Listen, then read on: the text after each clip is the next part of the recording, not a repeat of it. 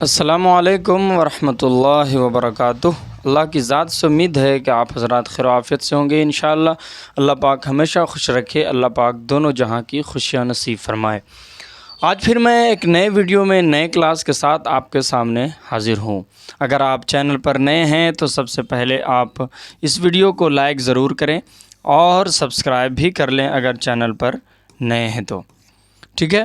کیونکہ اس سے ہمیں پیسہ نہیں ملتا لیکن حوصلہ ضرور ملتا ہے، اس لیے آپ سے گزارش ہے کہ آپ ضرور لائک کر لیں، سبسکرائب کر دیں اگر چینل پر نئے ہیں۔ اس طرح کے مزید ویڈیوز آپ تک پہنچتے رہیں گے۔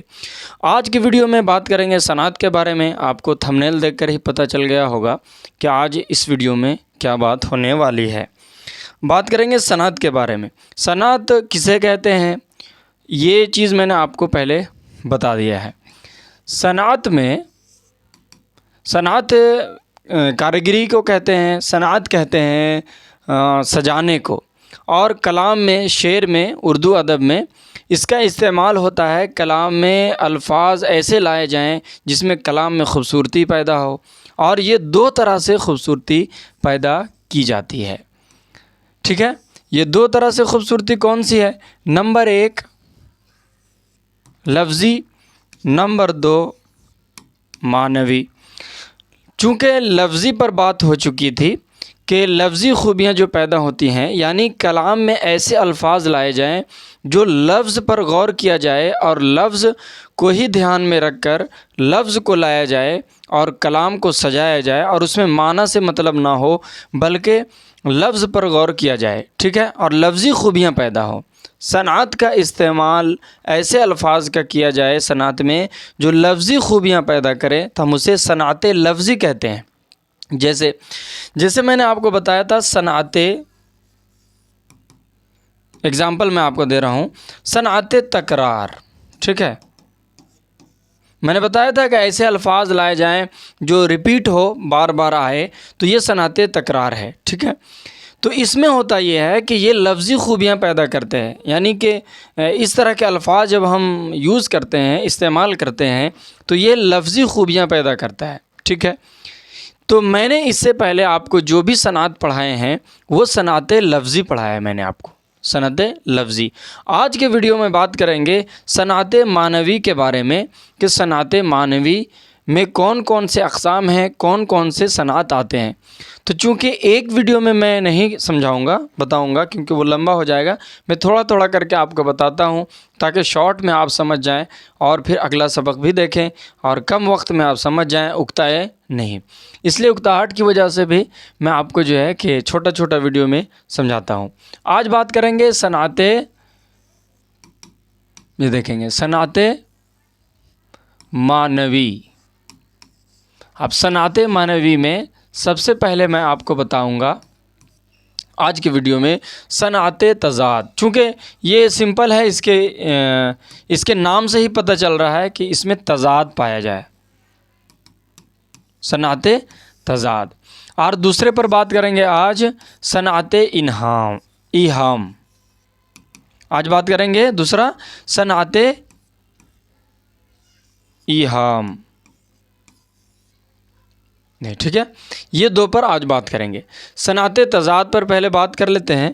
صنعت تضاد کہتے ہیں کلام میں ایسے لفظ لائے جائیں جو ایک دوسرے کے ضد ہوں، ایک دوسرے کے متضاد ہوں، یعنی الٹا ہو، اپوزٹ ہو، برعکس ہو۔ تو ایگزامپل دیکھ لیتے ہیں، ایگزامپل سے آپ کو بات سمجھ میں آ جائے گی۔ ایگزامپل دیکھ لیتے ہیں۔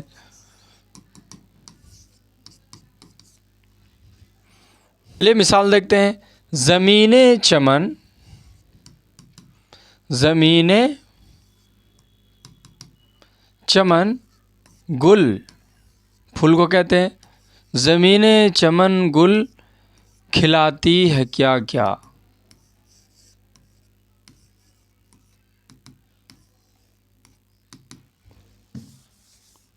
زمین چمن گل کھلاتی ہے کیا کیا، بدلتا ہے رنگ آسماں کیسے کیسے، بدلتا ہے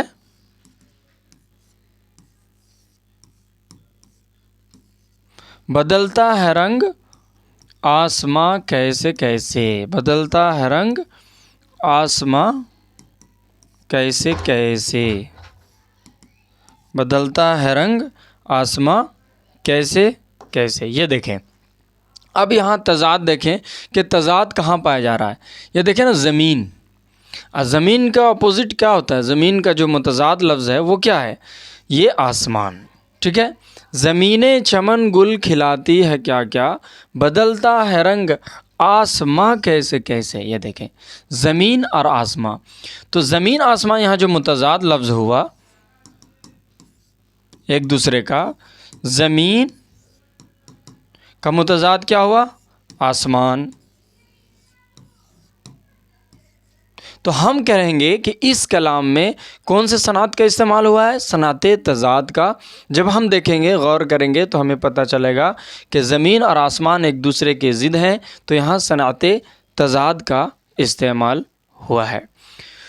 اب دیکھ لیتے ہیں اسی ویڈیو میں نے آپ کو بتایا کہ اس ویڈیو میں ایک سبق بنے گا، وہ ہے صنعت ایہام۔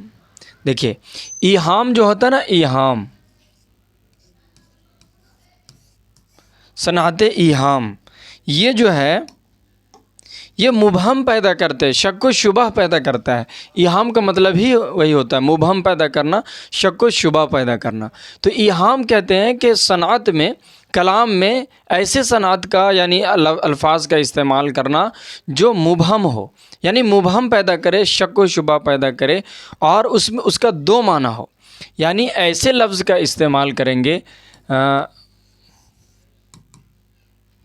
ایسے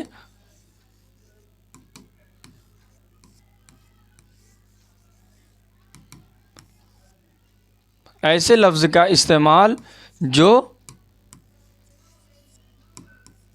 مبہم پیدا کرے۔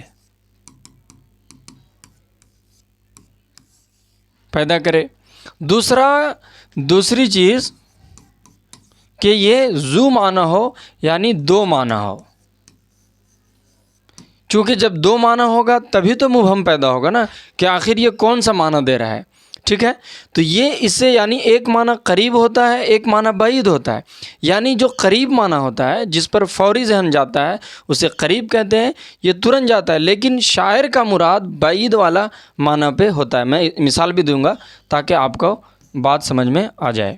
ذو معنی ہو یعنی دو معنی دے، یعنی یہ جو لفظ کا استعمال ہم کریں گے یہ دو معنی دے گا، ہے نا۔ اگزامپل دیکھ لیتے ہیں، تو میں آپ کو مثال سمجھاتا ہوں، مثال دیکھ لیں۔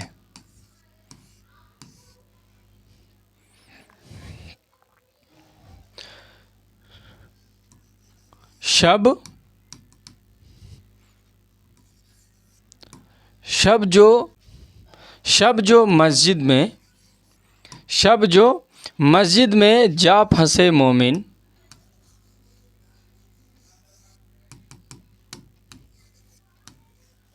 شب جو مسجد میں یہاں میں چھٹ رہا ہے، شب جو مسجد میں جا پھنسے مومن، رات کاٹی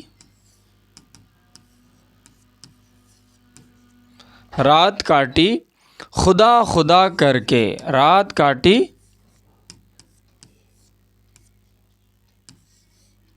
یہ دیکھیں، شب جو مسجد میں جا پھنسے مومن، رات کاٹی خدا خدا کر کے۔ اب یہاں دیکھیں ایہام کیسے پیدا ہو رہا ہے۔ شب مطلب تو رات ہوتا ہے نا،